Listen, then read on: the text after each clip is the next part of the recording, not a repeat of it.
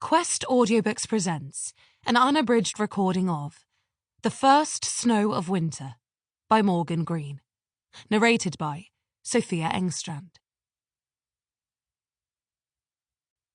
Chapter 1. The daylight grew thin and pale as the year began to fade. The cutting wind swirled down into the city streets, drowning them in the damp chill of winter. Early morning shoppers were already beginning to descend on the centre, looking to snap up their holiday shopping before the crowds filed in. Street vendors bustled to and fro, setting up their stalls and vans for another frigid day, while street performers laid out their blankets and set up their speakers, bracing themselves against the cold. But while everyone else was getting ready, it seemed that one performer had already beaten them to the punch.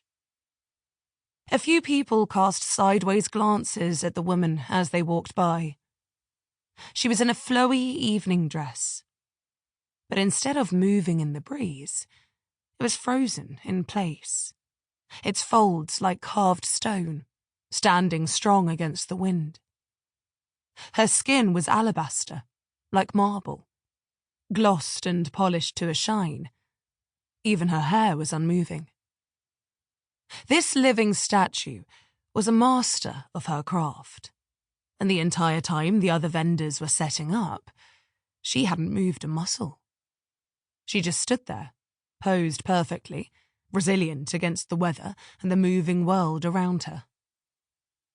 A van pulled up, and the driver killed the engine, stepping out and moving around to the side doors. He slid them back and took out boxes of meat, ready to deliver them to the stall that would be serving pork and turkey stuffing sandwiches in less than an hour's time. The owner of the sandwich stall called out to him, asking where the hell he'd been, and he replied that the traffic had been a nightmare.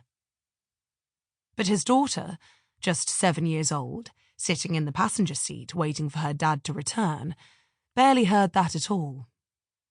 She barely registered anything, her eyes transfixed on the beautiful woman posed in the middle of the street. Her dad had told her to stay in the van, but she couldn't help herself.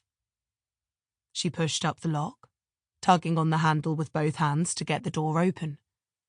She shoved it against the wind and climbed down, her little pink Wellington boots squeaking as she ran forward, the oversized puffer jacket rustling heavily as she approached the living statue.